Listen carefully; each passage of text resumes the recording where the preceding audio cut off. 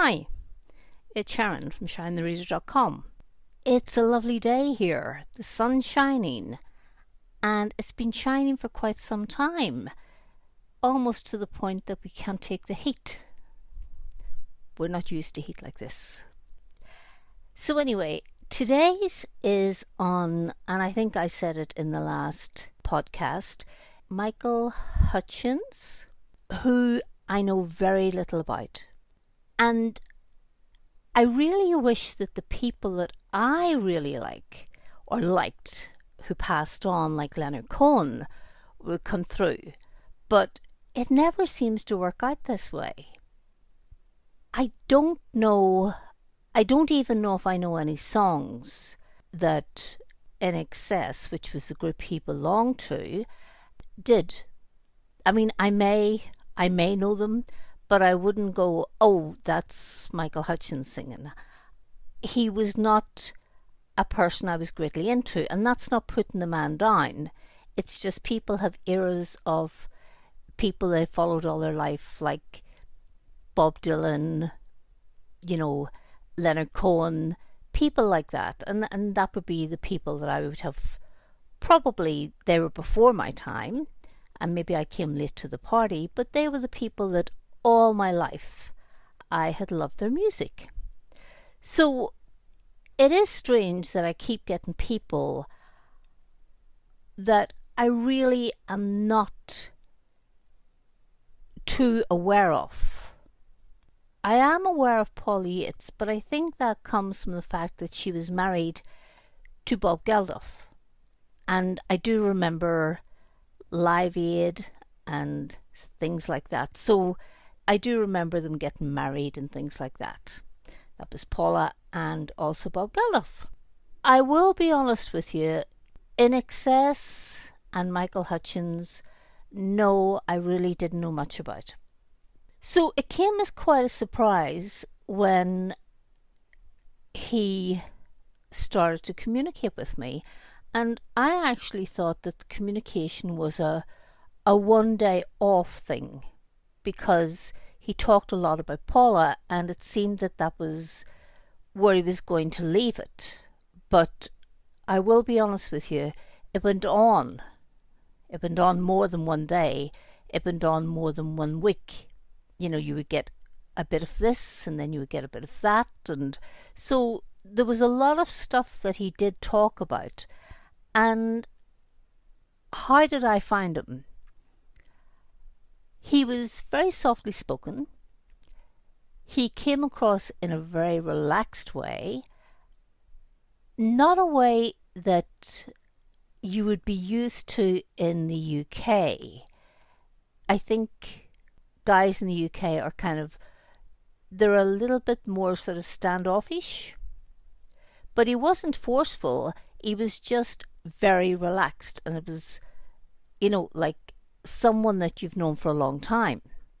I will say he really was a very nice guy. A really nice guy. One of the things that he said was that, and I'm assuming as a young boy, teenager, he says, I wanted everything.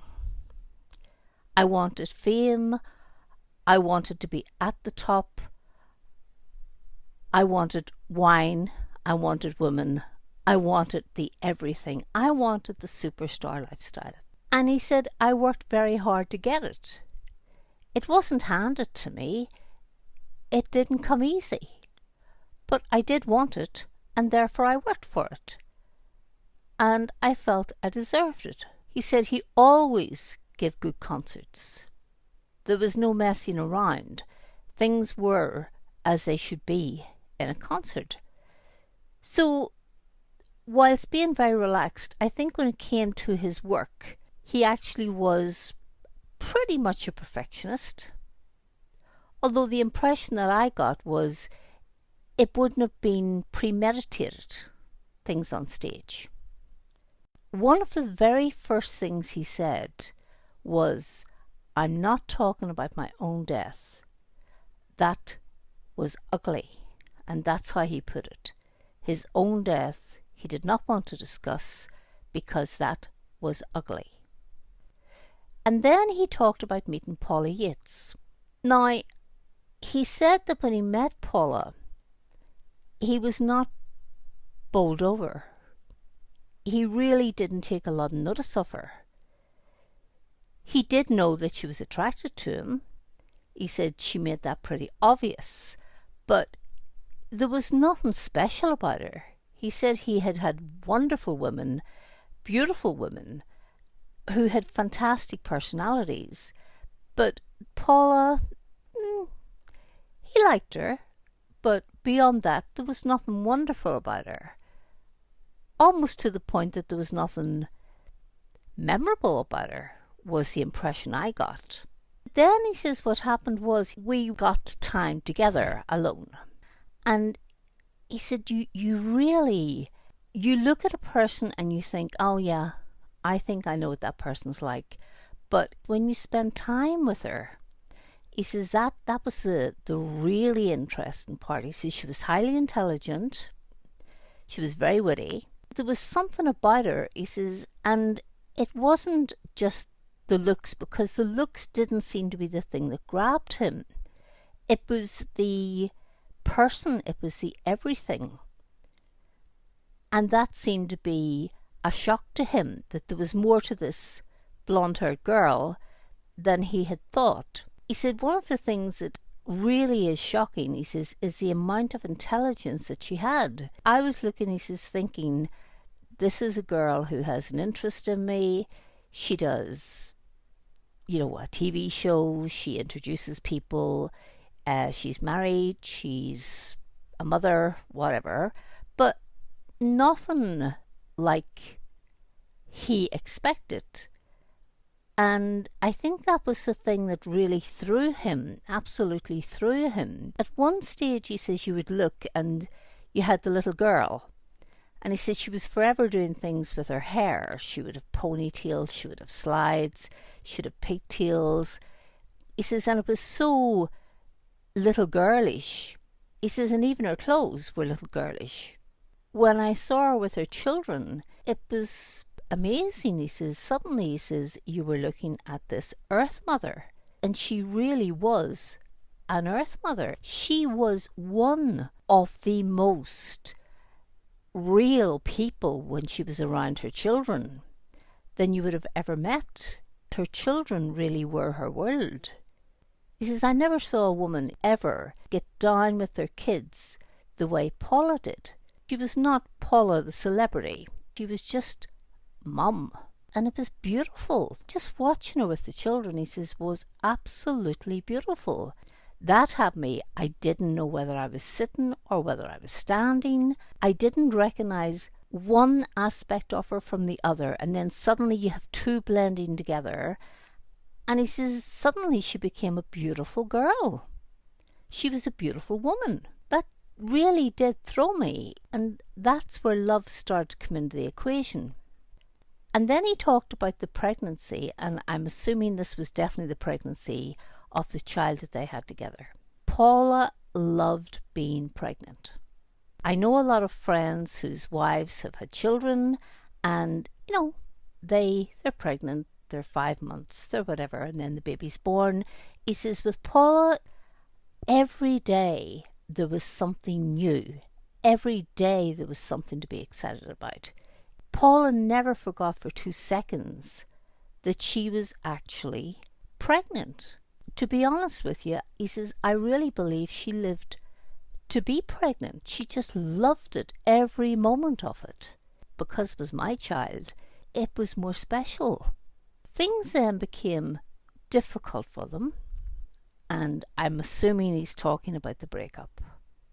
He said that, there were times when you would think, oh, this is heavy, this is so heavy. Why don't I just break up? Why don't we just finish it? Is this worth what we're putting ourselves through? I always knew if I broke up with Paula, within a day or two, I would be back on bended knees, begging her to take me back. He says, so there was no point. He says, I knew that no matter how tough the going was getting, there was no point in walking away and breaking up with her. Because I just would have made a fool out of myself. I would have hurt her for a few days, and then I would have been back again, just on my knees, asking her to take me back. There really was no point. He says we were on a trail, and nothing was going to break that until we were together, until we actually were. And he says, and there is a lot of dispute over this, would I have married her? He said, the thing was, we had arranged to be married. I was looking, he says, at a life with Polly Yates as my wife. Now, don't get me wrong here. I would not have not had one night stands.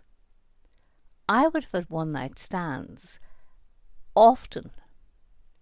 And she would have been aware of that, he says, because I always was very clear with her. But he says, a one night stand wouldn't have meant anything to me. So it seemed that they did have a very deep understanding of each other when they could actually talk about getting married and still have a certain type of open relationship, but not open to the point that either the two of them would have ever met anyone else that they wanted to spend their lives with. That didn't seem to be anything that they were thinking of. Their thinking was that they could have a one-night stand and it would not present a problem to their marriage. He said, I really did get what I wanted. I got the fame, I got the fortune, I got the women, I got the stage. Who could have wanted more? But I did. I wanted her. And he says, when you're here, and I'm taken here to be the other side, things begin to look very, very different. I wanted another man's wife. And I'll be honest, he says, I wanted a good man's wife. And it never occurred to me that I was destroying a family. I'm aware, he says, that this happens every day. People get divorced every day. People have visitation of their children. People have shared custody of their children. But he says, I wanted a life where we would be living at the other side of the world with Bob Geldof's children. Admittedly, she would have been his ex-wife. He says that's not such a terrible thing to swallow in today's world. But the truth is, he says, he did love her. And I loved her. People talk about the triangle. You know, if someone meets someone else, there's a triangle. Someone's hurt. He said, and you think, well, you know, it happens. What's the big deal? It happens. He says, until, he says, you're the person making the big deal and you don't see it as a big deal. She was supposed to come out for Christmas. And I'm just going to say here, this is me talking to you, she was supposed to come out at Christmas. What's the big fuss? What is the big fuss about this? But as he said, he was going on tour, so I don't know whether he was touring and he was in Australia at that point in time, or whether he was in Australia and then he was beginning a tour. But for some reason it seemed very important that that Christmas she come out and she bring the family. And he also said, I loved her children. He says she had the most adorable children. They really were good people. They were well adapted kids. They weren't overly spoiled in the wrong ways. He says you couldn't help but love them. And I did love them. But then remember one thing, and this is not saying I loved them less, but can I compare what I felt for them to what Bob Geldof would have felt for them? They were his children. he was their father. And I want her out for Christmas. What's the big deal? Why can't she come out for Christmas? Why wouldn't he let her come out? I mean, where is the problem? I don't see the problem. I have a limited length of time here. I have a tour to get on with afterwards. I've been looking forward to this for a long time. We've been in communication daily. And at the end of the day, let her out of the country. A bit of give and take. He said, but who was really given and who was taken? I was taken. I wanted her. I wanted her, and I wanted my daughter. And I never thought twice as to what he wanted. And this is where it starts getting really dirty. Because, then you are the superstar. Something that I didn't take a lot of notice of before, but suddenly I was the superstar, and why couldn't I have her there? Why couldn't I have my child? Why couldn't I have went to the UK? Because I didn't want to go to the UK. Because the paparazzi were giving me a hard time. Every time you walked outside the door, they were clicking their cameras. You didn't get so much of that in Australia. But as far as I was concerned, Bob, what was the big deal? Come on. She's not your wife anymore. She's nothing to do with you anymore. Forgetting conveniently that the 3 children were his children. And I will say, I had a temper. It didn't show itself too often, but it was there. And it certainly wasn't a pretty sight to see. When I went into one, I really went into one. And so when she phoned to say that she wouldn't be able to come out, I was so angry at her. Why couldn't she come out? The plans were made. Why couldn't she just come out for Christmas? And she said, because I have 3 other children and I have to put them first. Really, I have to put them first. And I'm sitting now thinking, I had a problem with that. I could not wrap my head around that.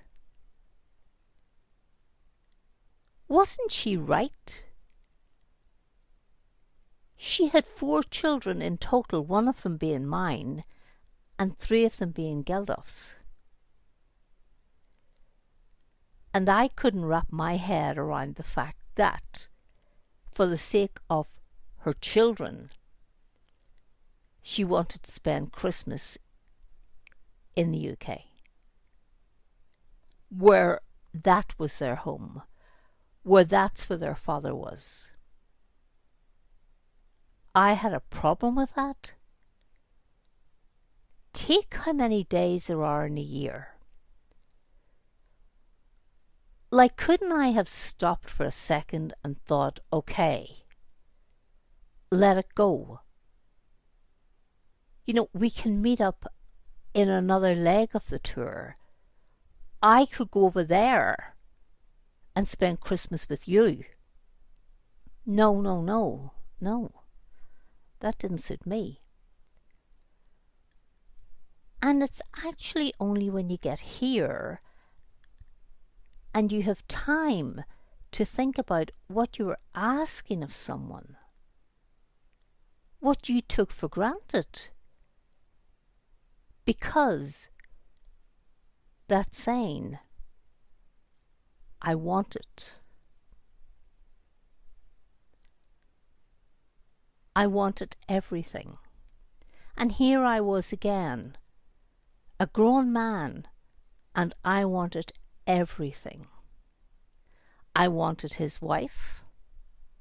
I got his wife. I wanted a child. We had a child. I wanted her to spend Christmas with me, with her children, and also with my child. I wanted. All the days in the year, all the months, and I wanted. Then I wanted to tour. After I was satisfied and I was happy that I'd spent Christmas with them, then I wanted to tour. Well, that had been arranged. So everything had to fall into what I wanted. And the strange thing is,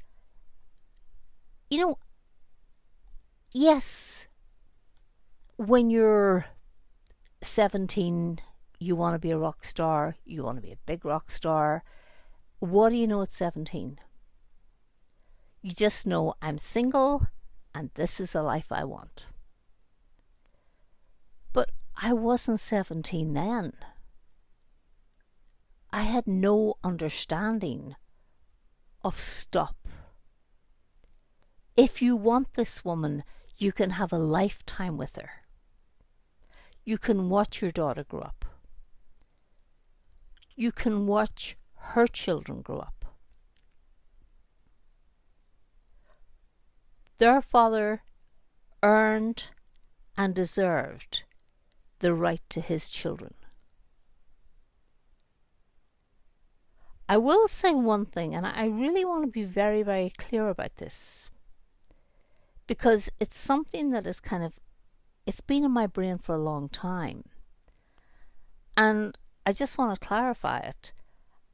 It was said that drugs were found in her home and that we were taking drugs in front of the kids or while the children were around. We never took drugs when the children were around. Paula would never allow that. We would have had to have went to a hotel if we wanted to take drugs. I'm not saying she was against them. I think I introduced her to a lot of things. And I don't think there were things that were for the better for her. I don't. But I knew what her limits were and what my limits were. But I'll never have it said that we brought drugs into the home where the children were. That was a lie. I don't know where it came from. I have my very, very, very serious suspicions where it came from. But I will say, I will not let her, nor I will not take the blame of that. It's strange what people do when they're losing things. What I did when I thought I was losing just that one vacation. I was so out of line. But it is strange that the drugs were found, because we certainly didn't have them there. Things became a lot more difficult as time went on. And there are things that I want to say about that. But I'm going to save it. And hopefully we'll put it out in another video.